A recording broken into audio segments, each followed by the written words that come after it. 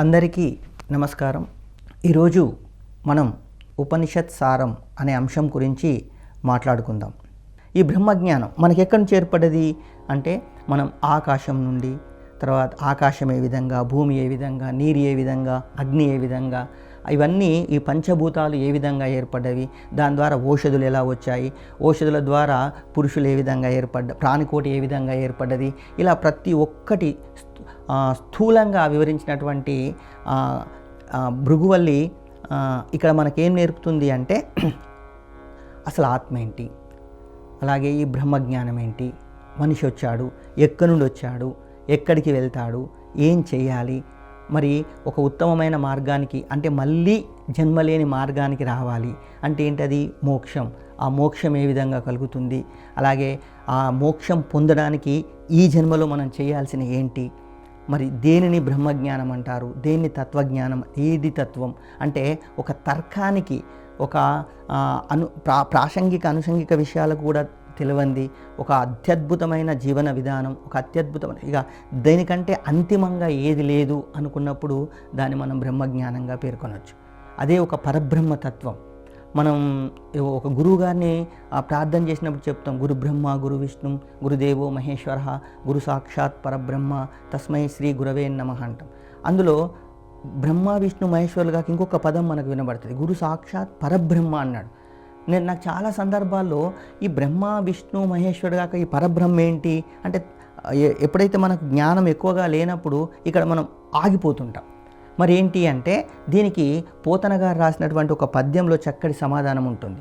లోకంబులు లోకేశులు లోకస్తులు తెగిన తుది నలోకంబగు పెంజీకటికి ఎవ్వల నివ్వండి ఏకాకృతినై వెలుగు నతని నే సేవింతును అన్నాడు భాగవతంలో. అంటే ఈ లోకాలు లోకేశులు లోకస్తులు తెగిన తుది నలోకంబగు పెంజీకటికెవ్వల, ఆ చిట్ట చివరి చీకట్లో ఎవరైతే ప్రకాశిస్తున్నారో వారిని నేను సేవింతును అన్నాడు. అది పరబ్రహ్మతత్వం. మరి అక్కడికి మనం ఏ విధంగా పోవాలి, ఈ భృగువల్లిలో చాలా చక్కగా వివరించబడ్డది. ఏం చేస్తే అంటే సంస్కార వల్లే. ఏ సంస్కారాలు అంటే మానవ జీవితం ఎలా గడపాలో కూడా మన క్లారిటీగా ఉంటుంది.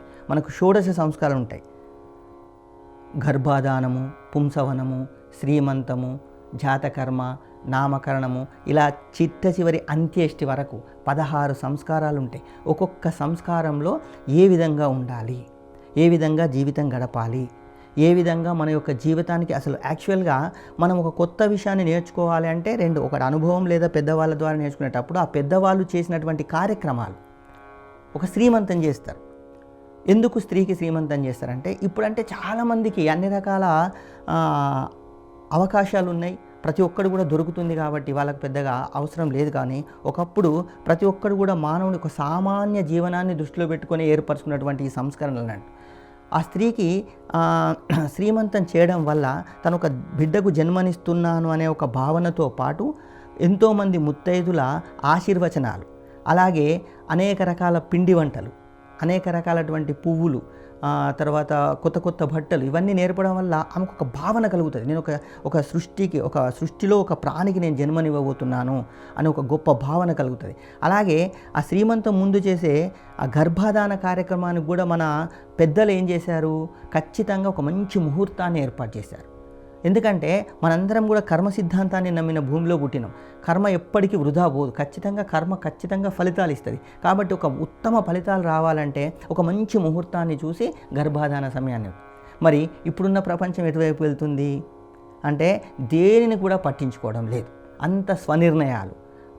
కొంతమంది ఒక చదివి ఒక ఉద్యోగం రాగానే నా అంత గొప్పవాడు లేడనే భావన కలుగుతుంది. వివాహ విషయాల్లో కూడా చాలా ఇండ్లల్లో చాలా గొడవలు జరుగుతున్నాయి. ప్రేమ వివాహాలు ఎక్కువైపోతున్నాయి.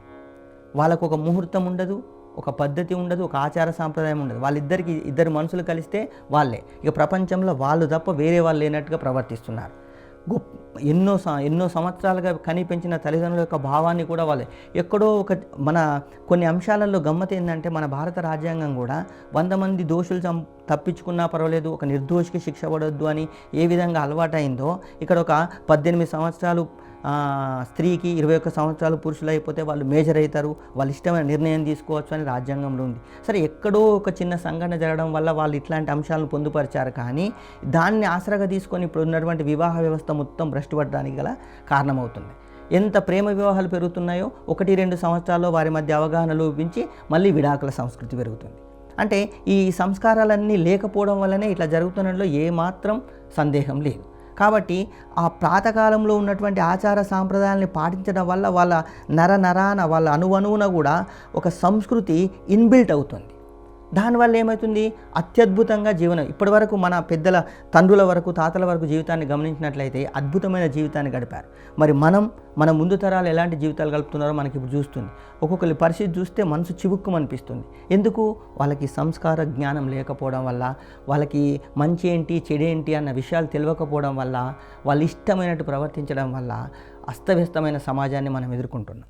సెలవు. స్వతంత్ర భక్తి యూట్యూబ్ ఛానల్ ని సపోర్ట్ చేయండి. మీకు ఈ వీడియో నచ్చితే లైక్ చేయండి, మీ స్నేహితులకు శ్రేయోభిలాషులకు షేర్ చేయండి, మీ అభిప్రాయాలను కామెంట్ చేయండి. సబ్స్క్రైబ్ చేయడం మాత్రం మర్చిపోకండి. మరిన్ని వీడియోల కోసం బెల్ సింబల్ ని ప్రెస్ చేయండి. స్వతంత్ర భక్తి ఛానల్ ప్రేక్షకులకు ధన్యవాదాలు. స్వతంత్ర భక్తి YouTube channel, please like, share and subscribe.